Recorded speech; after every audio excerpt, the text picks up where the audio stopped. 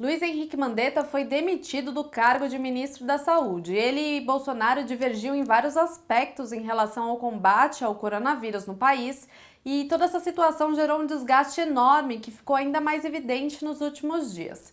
Quem assume a pasta em seu lugar é o médico oncologista Nelson Teich. O termo direito começa com o professor de grandes proporções.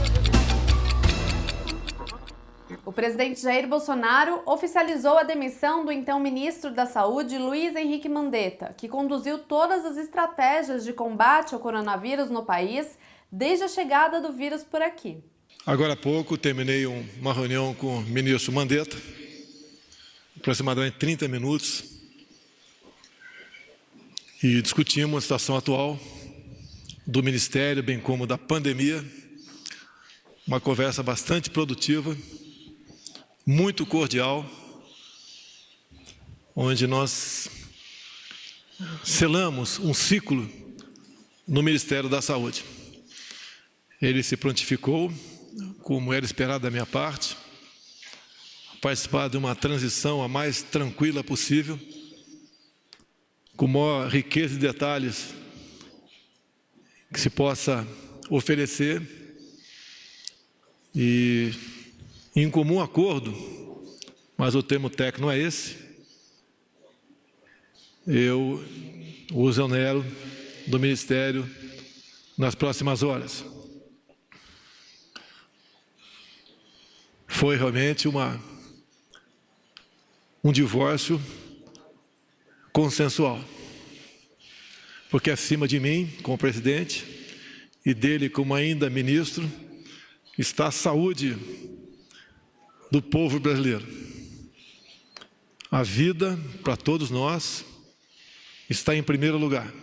O presidente também nomeou para a pasta o médico oncologista Nelson Teich, que inclusive se reuniu com Bolsonaro na manhã desta quinta-feira, ao que tudo indica, para alinhar os detalhes da entrada dele no governo. E afinal de contas, quem é esse médico? Nelson Teich é do Rio de Janeiro e foi fundador do grupo COI, Clínicas Oncológicas Integradas. Ele também teve participação na fundação do MDI, Instituto de Educação e Pesquisa, como sócio de Denizar Viana, que foi um dos secretários de Luiz Henrique Mandetta. Em seu perfil no LinkedIn, ele diz atuar como consultor em saúde e ter prestado serviços para o Ministério da Saúde de setembro do ano passado a março deste ano. E no início do mês, ele escreveu um artigo na rede social falando sobre a situação do coronavírus no país e avaliou como desastrosa a polarização criada entre a saúde e a economia. Já sobre o isolamento social, ele escreveu que o modelo horizontal, ou seja, aquele válido para todas as pessoas,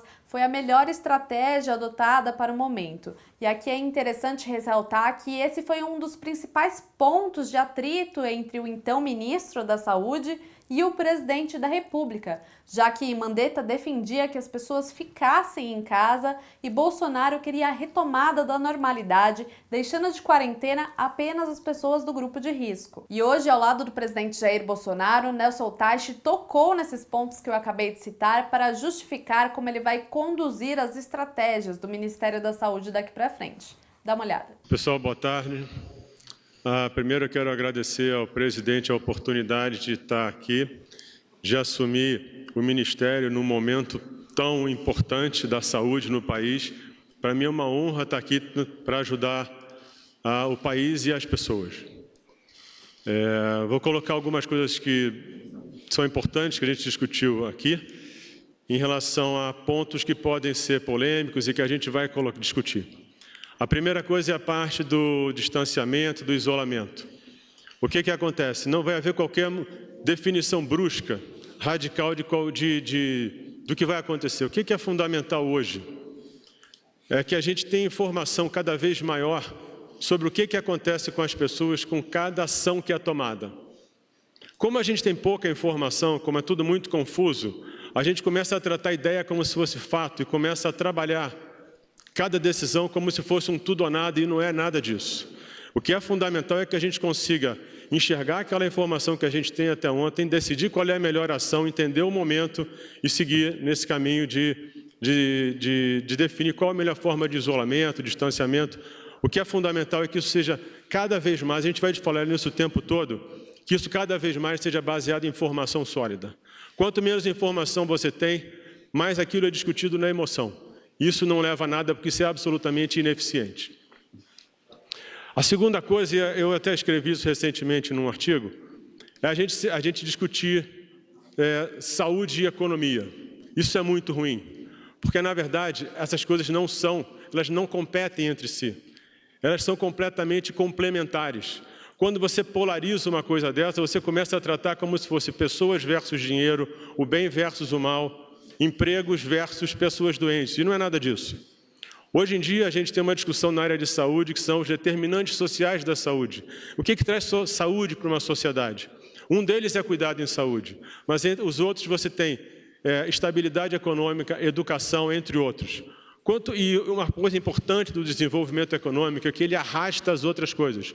Quanto mais é desenvolvido economicamente um país, mais você investe em educação, mais você investe em saúde, mais você tem recurso para ajudar a sociedade. Então isso tem que ficar muito claro. Existe uma cooperação nesse sentido. Um outro ponto é a parte de tratamento. A gente tem as vacinas, a gente tem os medicamentos. O que é importante aqui? Tudo aqui vai ser tratado de uma forma absolutamente técnica e científica. E você vai disponibilizar o que existe hoje, em termos de vacina, em termos de medicamento, essencialmente, o ideal, dentro de coisas que funcionem como projetos de pesquisa. Porque isso vai permitir que você colhe o maior número possível de informações no espaço mais curto de tempo. Isso vai te ajudar a entender o que faz diferença ou não para as pessoas, para os pacientes e para a sociedade. Isso é um compromisso que a gente tem. Entender claramente o que está acontecendo, não só no Brasil, no mundo, em relação a tudo que representa cuidar dessas pessoas. E como novo ministro, ele vai ter a responsabilidade de conduzir essa crise de saúde pública que abala o país e o mundo neste momento. Só no Brasil, o coronavírus já matou quase 2.000 pessoas. Ele vai precisar adotar as medidas certas para minimizar os impactos do vírus na saúde dos brasileiros. Mas a insegurança que fica aqui é saber se essas estratégias terão como base a ciência e os exemplos internacionais ou se vão ceder aos desejos do presidente Jair Bolsonaro. A gente já falou isso em outros vídeos, mas acho que é importante ressaltar que o presidente Jair Bolsonaro é um dos únicos líderes mundiais contra o isolamento em massa como medida de contenção ao avanço do coronavírus. Até mesmo o presidente dos Estados Unidos, Donald Trump, que no início da pandemia minimizou os impactos da doença, mudou de ideia e agora pede que os americanos fiquem em casa. O que a gente espera é que a responsabilidade e a lucidez norteiem o trabalho do novo ministro da Saúde a partir daqui. E você, o que pensa de toda essa situação? Deixa aqui nos comentários. É isso e a gente se encontra em mais um Giro Catraca Livre.